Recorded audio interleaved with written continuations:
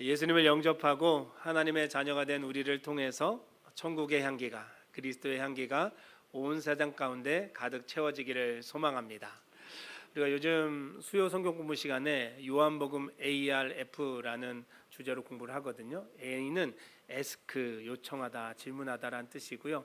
R은 reveal, 나타내다, 대답하다, 계시하다라는 뜻이고, find는 찾다, 발견하다라는 거예요. 그래서 우리가 요한복음에 담겨 있는 말씀 중에 요청하고 질문하는 내용을 살펴보고 거기에 대해서 대답하시는 예수님, 그래서 보여주시고 계시하시는 예수님을 우리가 발견하는 거죠. 진리를 발견하고 천국을 발견하는 겁니다. 그럼 발견까지가 끝이 아니라 발견한 다음에 제일 중요한 건 뭘까요? 소유하는 겁니다. 갖게 되는 겁니다.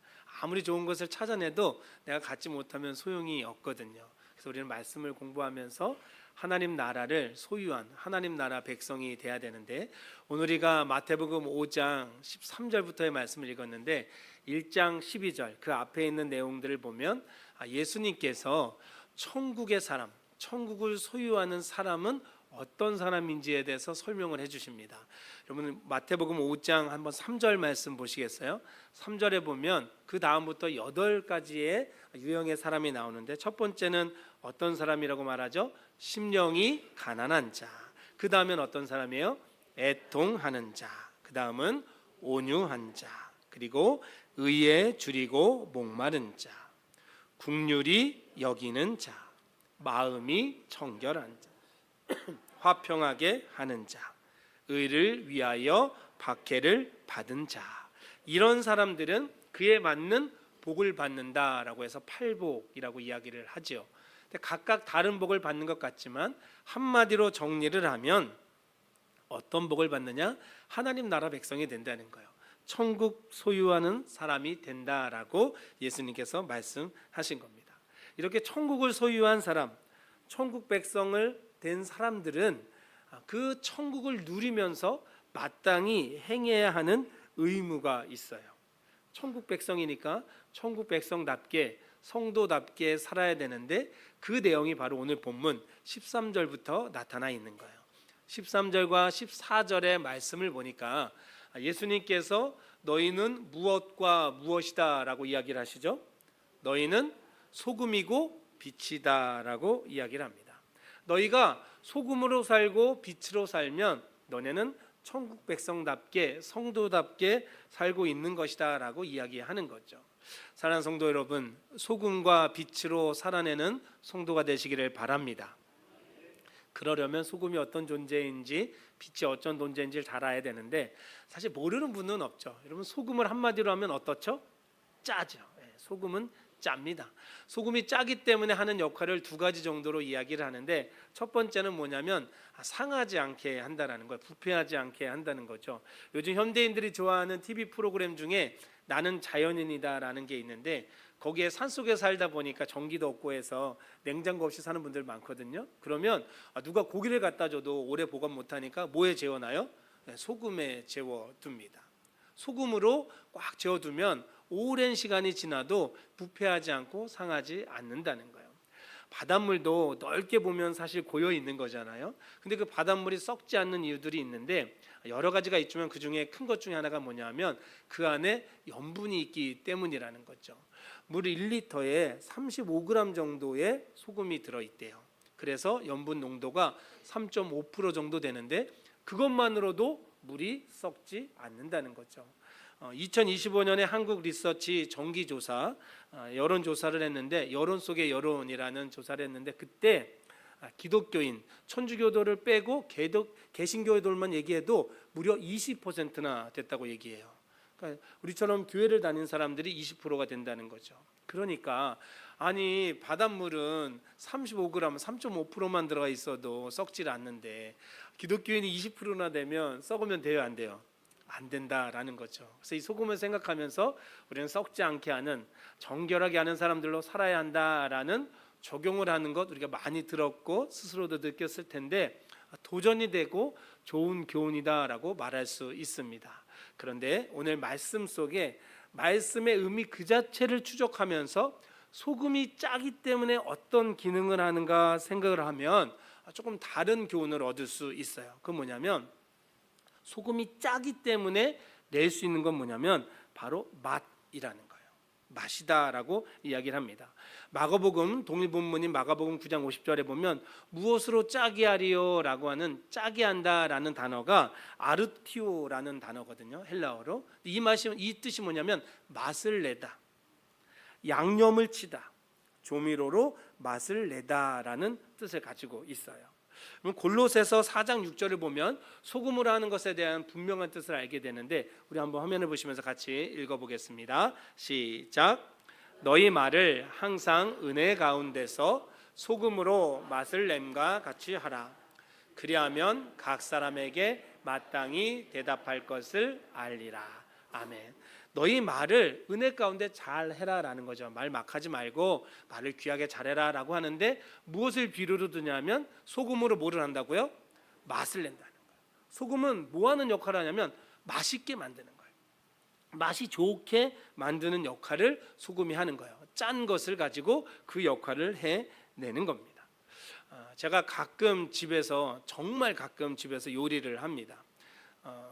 해봤자 김치찌개, 뭐 김치볶음밥, 뭐 더하면 된장찌개 정도를 하는데 맛이 없을 것 같은데 막상 해놓으면 저희 애들이 진짜 잘 먹습니다. 한 그릇 아니야 두 그릇 세 그릇 먹고 와 아빠 진짜 너무 맛있다고 막 이러거든요. 근데 막상 제가 하면서는 맛이 없어요. 제가 맛있게 해보려고 막 유튜브도 찾아보고 제가 아내한테 요리식도 하나 사달라 해서 제 요리책도 있거든요. 근데 그거 보고 따라해도 맛이 없어요. 그대로 한 것 같은데 맛이 없는 거예요. 그러면 그때 마지막 순간에 제가 작은 봉투 하나를 찢어요. 뭐겠습니까? 스프를 딱 하나 집어넣으면 그냥 맛있어져요. 근데 스프도 맨날 있는 게 아니잖아요. 라면을 뭐 이렇게 사리로만 썼을 때 생기는 거라 스프가 없을 때는 다시다를 한 스푼 딱 집어넣으면 무조건 맛있어요. 그냥 맛있다고 엄청 잘했다고 아빠 요리사라고 애들이 잘 먹고 실제로 제가 먹어도 맛있어요. 다시다 한 스푼 넣으면 그렇게 맛있을 수가 없습니다. 왜 맛있겠어요? 그 다시다의 맛은 검증된 맛이거든요. 오늘 설교 제목이 뭐죠? 그래 이 맛이야. 아마 제목 보자마자 떠오른 분이 한 분 있을 거예요. 우리나라 연예인 탤런트 중에 김혜자 씨 떠오르실 거예요. 굉장히 젊은 나이에 전원일기를 찍기 시작하셨는데도 그 이미지 때문에 국민 엄마라는 타이틀을 얻게 되고 그래서 이 다시다 광고를 하셨는데 그 광고 옛날 거 찾아보니까요. 막 농사 짓는 장면 나오면서 이제 아내가 이 김혜자 씨가 된장찌개를 볼볼 끓이는 거예요. 그러다가 그 위로 이렇게 다시다를 쭉 뿌리면서 지나가요. 그다음에 한 입 뚝 떠서 딱 보고는 뭐라 그런 거예요? 그래 이 맛이야 이러는 거죠. 야 이거라는 거죠. 맛이 끝내준다라고 이야기를 하는 거예요. 얼마나 맛있게 표현을 잘했으면 1975년부터 2002년까지 무려 27년 동안 이 다시다 광고 모델로 했대요. 다른 사람들도 중간에 있긴 했지만 이분은 27년을 광고 모델로 있으면서 한 종목을 이렇게 오래 한 사람이 처음이어서 우리나라 한국 기네스북에 올라 있답니다. 한 모델로 쭉 간 그걸로 그만큼 연기를 잘한 것도 있겠지만 진짜 이유는 뭐겠어요? 이 다시다라는 조미료가 아주 맛이 좋다라는 거죠. 이거 한 스푼 넣었을 때는 진짜 맛있다. 아무리 연기 잘해도 넣었을 때 맛없으면 사 먹지 않겠죠. 꾸준히 사랑을 받는다는 것은 그만큼 맛이 잘 낸다. 아마 여러분들 가정에도 있을 거고 우리 교회도 식당에 가면 분명히 다시다가 있을 거예요. 꼭 필요한 조미료죠. 그래서 이 다시다가 얼마나 맛이 있으면 작년에는 여러분 그래 이 맛이야라는 라면이 출시됐대요. 그래서 아예 그 안에 다시다도 담겨 있고 그래서 그걸 먹어본 사람들 후기가 올라오는 것도 봤는데 그만큼 오랫동안 사랑받는 게 다시다라는 거죠. 맛을 내는 그 전까지는 밍밍하고 맛이 없었는데 뭐 된장찌개가 왜 이래 김치찌개가 왜 이랬는데 다시다 하나 딱 넣으면 맛이 딱 좋아지는 것처럼 소금이 그런 역할을 한다는 거예요. 맛이 없었는데 밍밍했는데 소금을 딱 집어넣으면 야 맛있다라는 말이 나오게 된다라는 거죠. 만약에 예수님이 계실 때도 다시다가 있었으면 너희는 소금이다라고 안 하고 니넨 다시다다라고 했을지도 모르는 거죠. 니넨 다시다다. 니네 한 스푼 넣으면 맛이 좋아진다라고 이야기를 하셨을지도 몰라요. 그러면 여러분 다시다를 어디에다 집어넣어요? 어디다 집어넣어요? 맛있는 데다 넣어요? 안 넣어요? 안 넣습니다. 맛이 없고 밍밍하고 뭔가 부족한 데다 다시다 한 스푼 넣는 것처럼 우리가 소금인데 뭐 요즘으로 표현하면 다시다인데 우리는 그러면 어디에다 넣어야 되겠어요? 어디에 들어가서 맛을 내겠습니까? 오늘 말씀해 보니까 너희는 어디에 소금이고 어디에 빛이에요? 세상의 소금이고 세상의 빛이라는 거예요. 우리는 어디에 들어가줘야 되냐면 세상으로 들어가줘야 되는 거예요. 세상에 들어가면 거기에서 맛이 난다는 거예요. 그럼 여러분, 우리가 들어가면 어떤 맛이 나겠어요? 우리 마태복음 5장 1절에서 12절에 계속 우리가 어떤 백성이라고요? 천국 백성. 우리가 들어가면 어떤 맛이 나야 되는 거예요? 천국의 맛이 나야 되는 거예요. 그런 사람으로 우리를 예수님께서 삼으셨다라고 이야기를 합니다. 천국을 소유한 우리가, 천국 백성인 우리가 세상 가운데 있으면 그 세상 속에 천국의 맛이 나는 거예요. 천국의 향기가 나는 거예요. 그래서 우리는 그 역할을 온전히 감당해야 합니다. 빛의 역할도 똑같아요. 빛이 뭐 다른 것 같지만, 역할이 다른 것 같지만, 빛이 나타나면 이 산 위에 있는 동네가 드러난다라는 거죠. 그리고 등불을 켜면 누가 그를 말 아래 두겠냐? 아마 어르신들은 말 다 아실 거예요. 쌀 대고 콩 담고 이랬던, 측량하던 도구. 그 말을 뭐 쉽게 생각하면 그냥 통이라고 생각하시면 되는데, 누가 불을 킨 다음에 통으로 가둬두겠어요? 불을 켤 필요가 없겠죠. 불을 켰으면, 등불을 켰으면 통 위에 올려놔서 전체를 보게 하는 거죠. 집안 사람들도 잘 볼 수 있고 밖에서 길 잃은 사람들이 보게 해주는 거죠. 빛이라는 것은 길을 보게 환하게 밝혀주고 또 어둠을 물리치며 두려움을 없애줍니다. 그래서 빛으로 우리가 산다는 건 뭐냐면, 세상에 살고 있는 사람들이 길을 잃어버리고 두려움 가운데 있을 때 빛을 비춰줘서 그들이 길을 발견하는 거죠. 어디를 향하는 길? 천국을 향하는 길을 발견할 수 있도록 그런 사람이 되어라라고 예수님께서 우리에게 말씀하시는 거예요. 우리는 이미 천국 백성이니까 우리를 통해 그런 역사가 일어난다라고 이야기하는 거죠. 자, 그래서 우리는 빛과 소금으로 살아야 되는데, 소금이 맛을 내려면, 진짜 맛있는 맛을 내려면 어떻게 해야 됩니까? 음식에 들어가져서 그 소금이 녹아져야 됩니다. 자, 소금 알갱이를 몇 개 집어서 입에 넣고 맛있어 라고 하는 사람 본 적 있으세요? 그런 사람은 없습니다. 이상한 사람들이죠. 소금이 음식에 잘 녹아졌을 때 맛있다라고 하는 거지, 소금 자체를 맛있다라고 하는 사람은 없습니다. 결국에는 우리가 맛을 내려면, 천국의 맛을 내려면 세상 속에서, 그 세상 속에서 천국의 사람으로 녹아져야 되는 거예요. 녹아진다는 것은 나를 주장하지 않는 거예요. 내가 사라지는 거예요. 내가 드러나지 않는 거예요. 하지만 우리를 통해서 그 자리가 천국으로 변해지는 거죠. 여러분들이 들어가면, 우리가 들어가면 싸우고 분내고 성질내던 곳이 화평하게 되는 거죠. 늘 불안하고 아프고 힘들었던 자리가 우리가 예수 믿는 사람이 들어가면 평안함과 기쁨이 넘쳐나게 되는 거예요. 그러기 위해서는 내가 녹아져야 되는 거죠. 나를 주장하고 나를 자랑하고 나를 뽐내는 것이 아니라 내가 거기서 녹아져야 되는 거예요. 그럴 때 비로소 맛을 낼 수 있는 거예요. 빛도 똑같습니다. 빛이 타오르려면 그냥 타는 게 아니라 뭐 기름도 필요하고 전기도 필요하잖아요. 불을 밝혀야 되잖아요. 불을 밝히면 사람들이 처음엔 굉장히 좋아하고, 야, 너무 고맙다라고 생각하지만 시간이 지나면 그럴까요? 아니, 그러지 않습니다. 오늘 예배당에 들어오시면서 교회가 이게 전구가 정말 여러 개가 환하게 켜져 있어서 밝은데, 들어오자마자 야, 빛이 있어서 너무 감사하다, 환하니까 너무 좋다 하신 분들 계세요? 아마 한 분도 안 계실걸요. 1년을 10년을 다녀도 환해서 너무 좋다 하신 분들 거의 한 분도 안 계실 겁니다.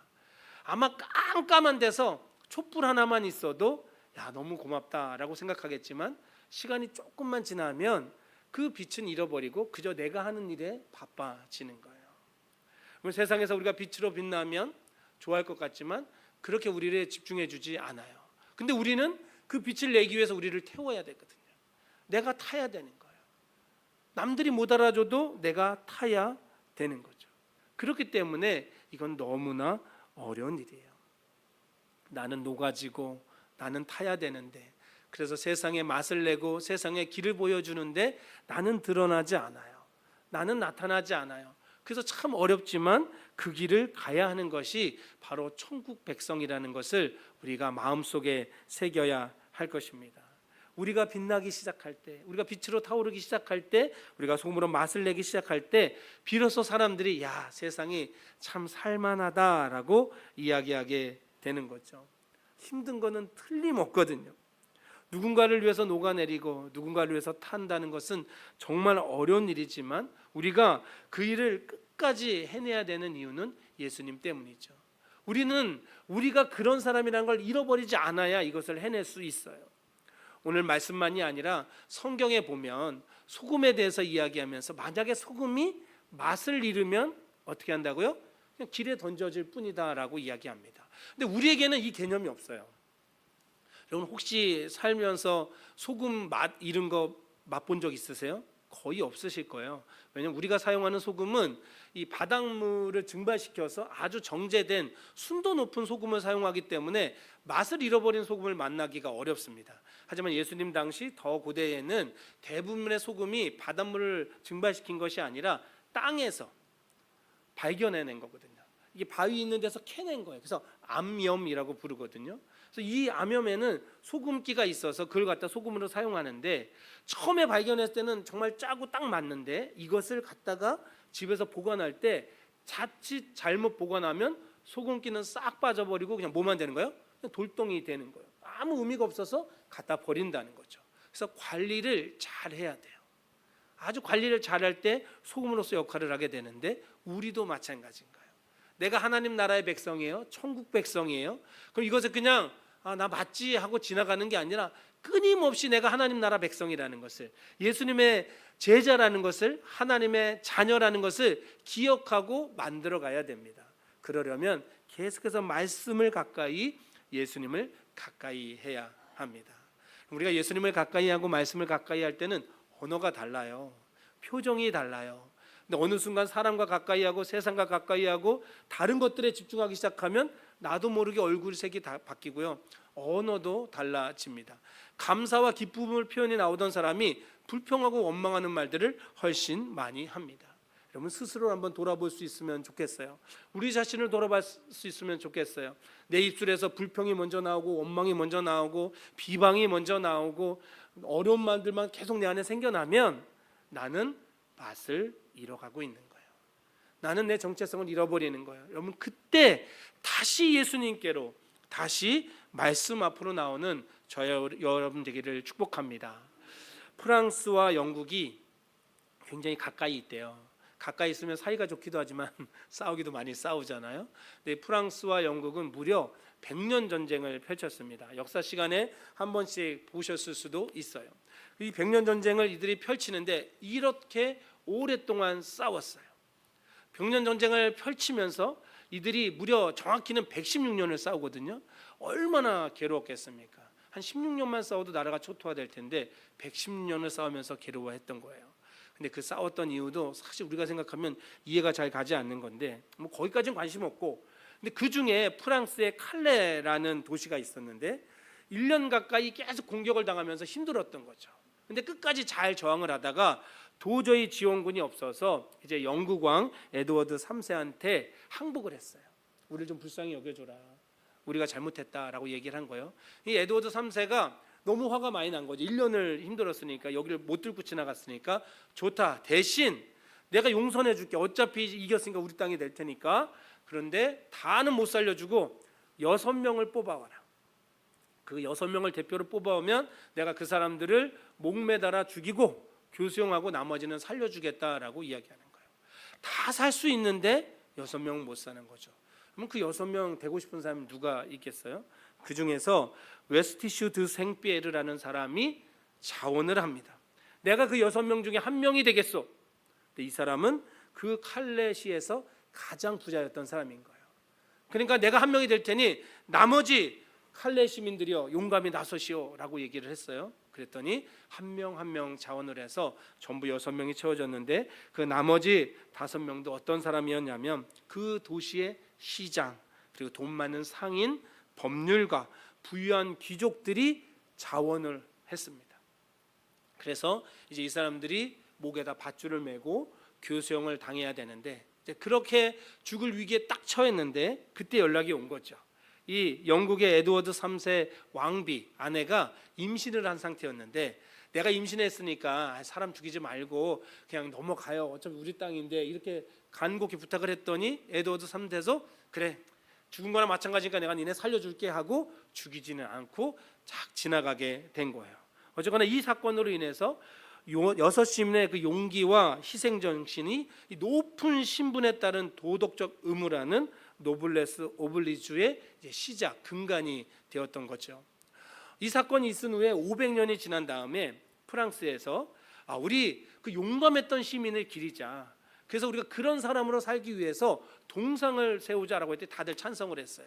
그래서 누가 세울 것이냐, 이제 뭐 견적서 받듯이 이제 설계도나 이런 걸 받았을 거잖아요. 그 중에 한 사람이 뽑혔는데 1차로 검사를 했을 때 만장일치로 너무 좋다, 이렇게 하면, 이렇게 동상을 세우면 좋겠다 얘기를 했어요. 근데 이제 좀 더 자세하게 2차로 동상을 보여줬는데 사람들이 다 반대했어요. 이건 안 된다, 이렇게 못하지라고 했는데 그 모양이 이랬기 때문이에요.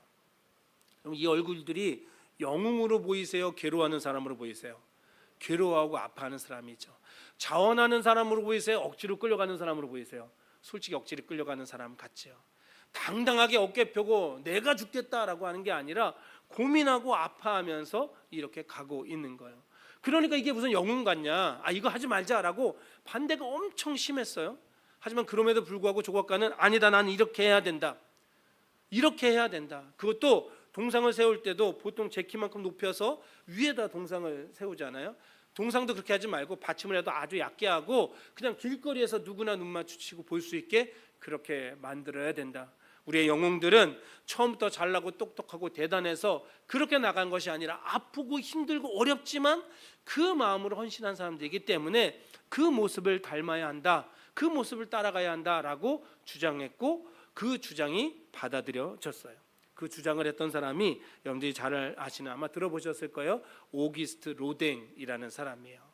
그 로댕이 만든 조각상이 바로 칼레의 시민이라는 저 조각상이에요. 저 동상이에요.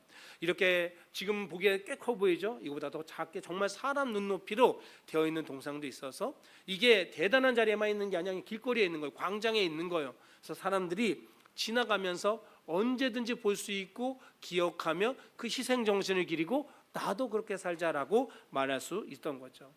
프랑스 칼레 시민들은 저 동상을 봤다면 우리 앞에는 예수님이 계시는 거죠.